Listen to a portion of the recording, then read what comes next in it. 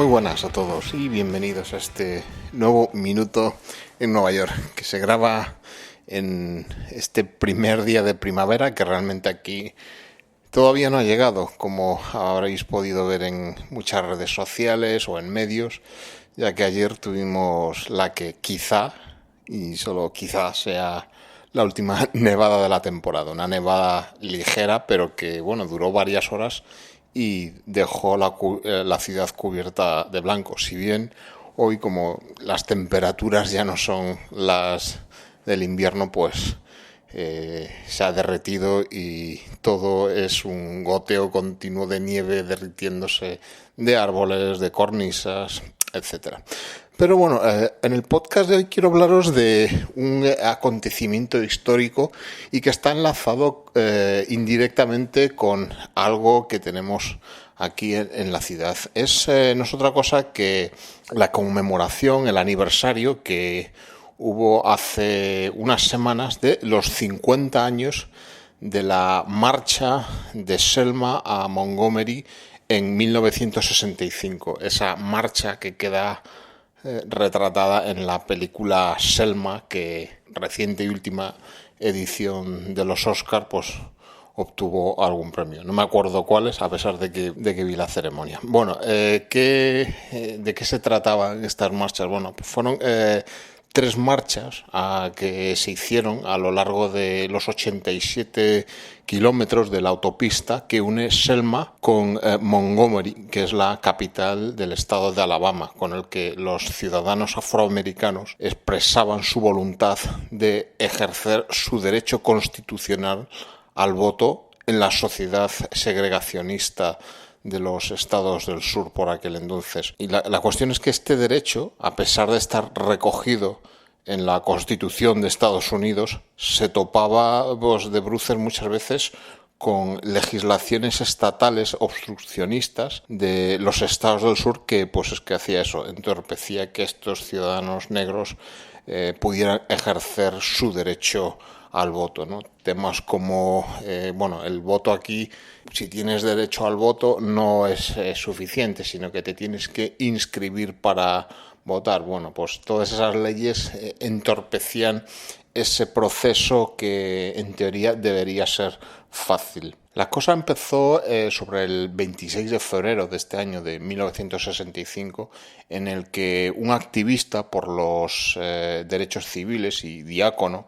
llamado Jimmy Lee Jackson, pues murió después de que le dispararan varias veces un state trooper, un miembro de la policía estatal de Alabama, en una manifestación pacífica cerca de Marion. Como protesta ante este crimen, pues las asociaciones de derechos civiles que buscaban el derecho al voto real, pues organizaron una primera marcha desde Selma hasta la capital del estado, Montgomery. Bueno, esta primera marcha se tuvo lugar el 7 de marzo del 65 y pues los manifestantes se encontraron pues que al llegar al puente Edward Pettus, pues la policía estatal estaba ahí esperándoles con todo tipo de armas, con porras, y pues se lió ahí, fueron atacados por la policía, con el resultado de la activista Amelia Boynton pues protección, una foto histórica, ¿no?, en la que se la ve ahí herida, tumbada, herida, malherida en el suelo. A este día se le llamó desde entonces el Bloody Sunday, el Domingo Sangriento. Hubo una segunda marcha ya liderada por el Dr. Martin Luther King, que fue también bloqueada, y tras momentos de tensión, King prudentemente decidió hacer volver a los manifestantes a su punto de origen. Pero esto no iba a ser el final de los hechos violentos, ya que ese mismo día otro activista por los derechos civiles, James Reeb, un pastor unitarista venido desde Boston para apoyar el movimiento, fue asesinado también. Esto disparó aún más, si cabe, la atención de todo el país sobre lo que estaba sucediendo en el sur y dio lugar a la convocatoria de la tercera marcha. Para esta tercera marcha se planteaba pues ya la tensión entre los movimientos de derechos civiles, entre las autoridades del Estado claramente segregacionistas. Planteaba el problema de una nueva gran confrontación, ya que bueno, la tensión era máxima, y entonces ahí entró en juego el presidente Johnson, que determinó que sería el propio ejército de Estados Unidos y la Guardia Nacional, actuando bajo el mando del gobierno federal y no del estado de Alabama, y agentes del FBI y los Marshals, que son como agentes de prisiones, protegerían a los manifestantes en esta tercera marcha. Bueno, lo de la Guardia Nacional es un tema que algún día hablaremos, ¿no? Cómo funciona, que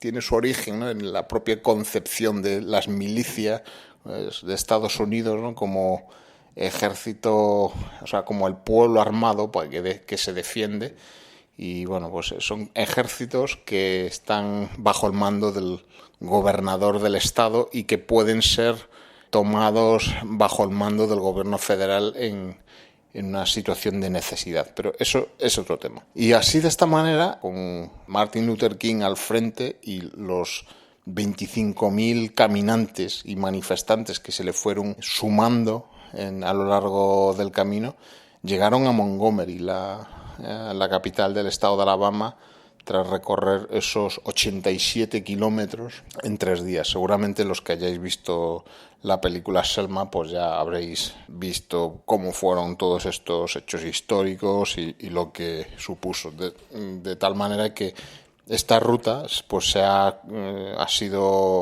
se recuerda ya como la ruta de los derechos al voto de Selma a Montgomery, y está instaurada como una ruta histórica nacional en Estados Unidos. Todas estas manifestaciones contribuyeron a que se promulgara la ley para el derecho al voto, o bueno, como se llama, el Voting Rights Act, y fue una clara victoria para el movimiento de los derechos civiles en los 60, ¿no?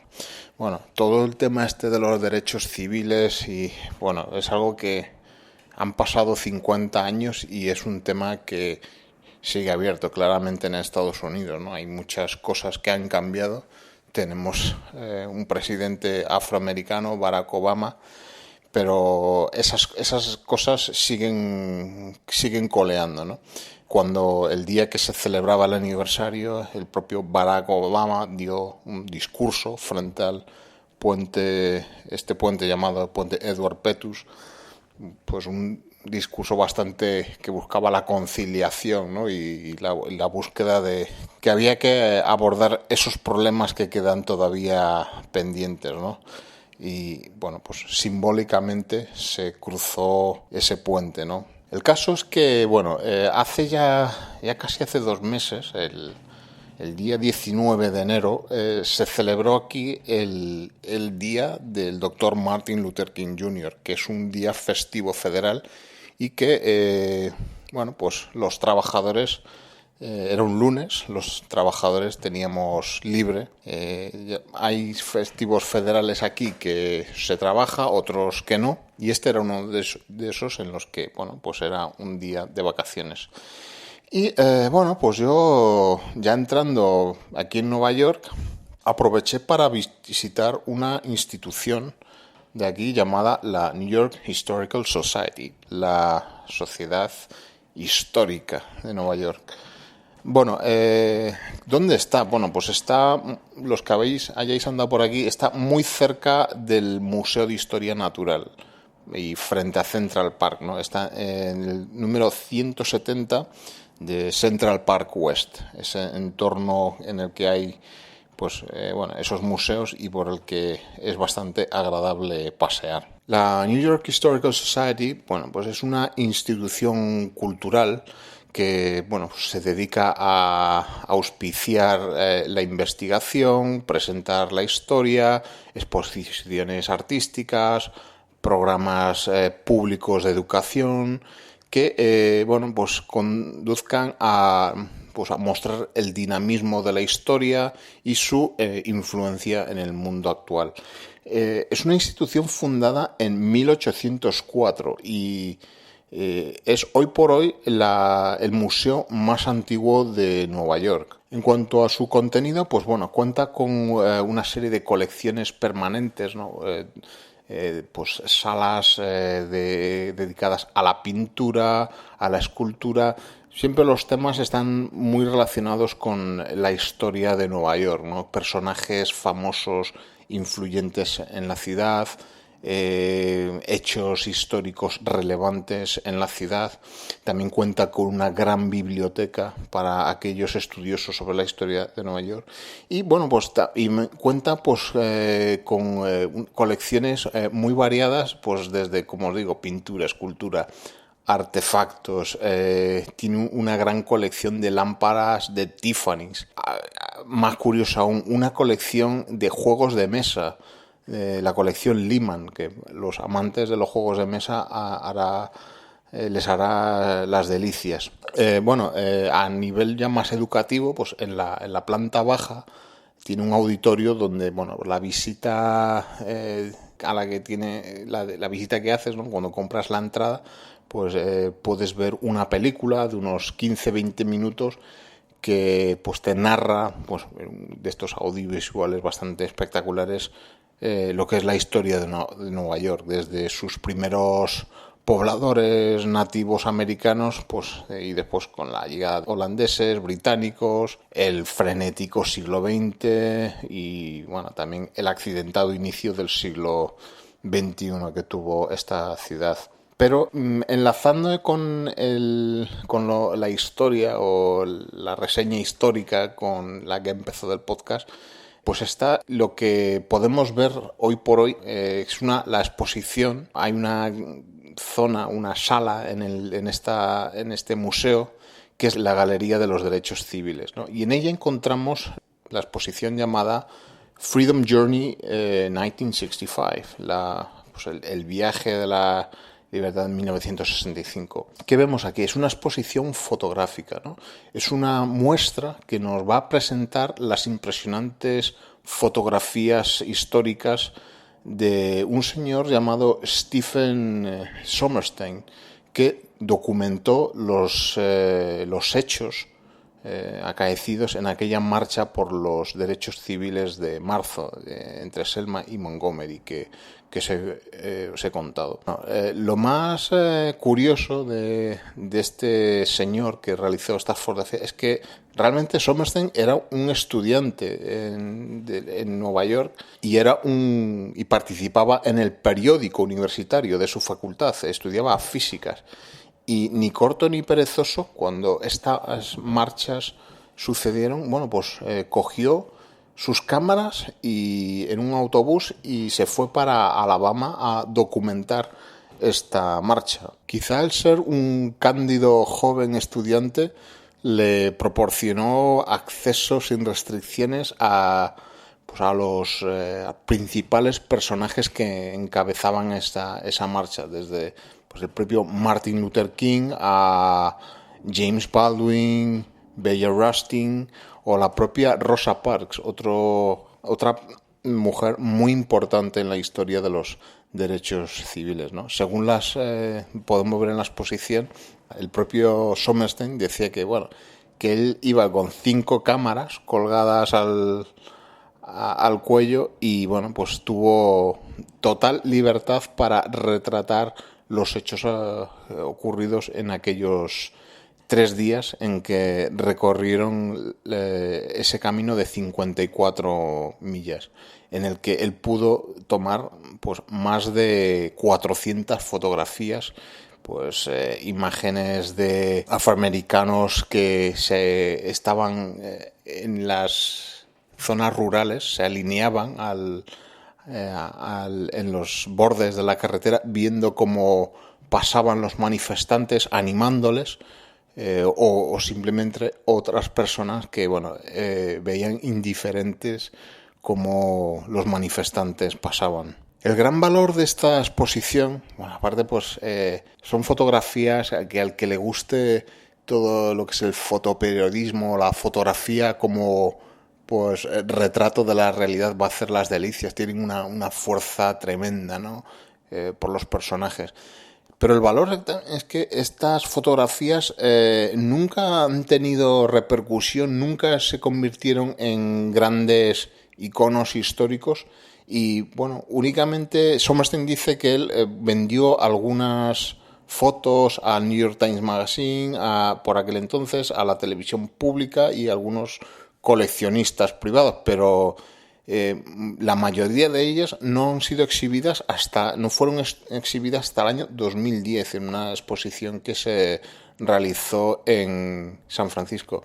Ni siquiera el propio Sommerstein se dedicó luego a la fotografía. Siempre esto fue un trabajo de un estudiante aficionado para un periódico universitario, ¿no? Sommerstein, pues como os digo, estudió física, se convirtió en físico y trabajó toda su vida en el Observatorio Astrofísico de Harvard y en la compañía aeronáutica Lockheed Martin. O sea que nada que ver con lo que hizo en aquellos días. Y solo después de jubilarse, en el año 2008, volvió a retomar la fotografía como esa gran afición, ¿no? Y que ahora le ha hecho famoso gracias a haber estado presente e inmortalizando esa marcha histórica.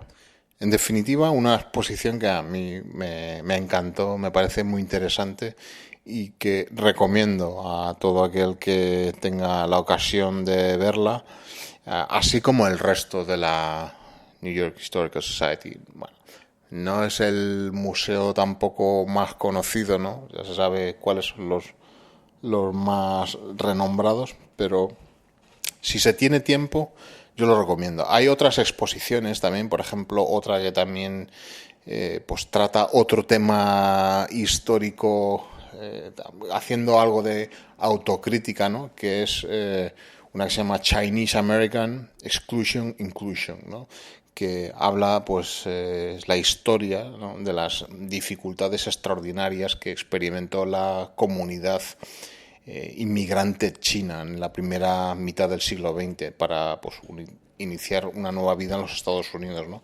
En la que estaban pues lastrados por prejuicios raciales que muchas otras comunidades que acudieron a este país no sufrieron, al menos en menor medida, ¿no? Pues nos muestra mucha documentación histórica, testimonios de aquella situación que vivían los inmigrantes chinos, ¿no? Y en definitiva, bueno, lo recomiendo. La entrada a este museo pues es un poco cara, son $20, ¿no? Quizá parezca un poco mucho para el contenido que tenga, pero bueno, ya sabéis que la cultura siempre ha tenido su precio.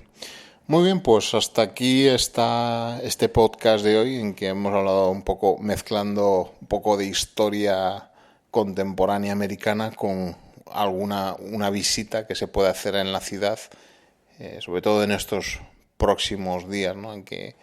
Y semanas en que seguramente mucha gente pasará algún día por esta ciudad.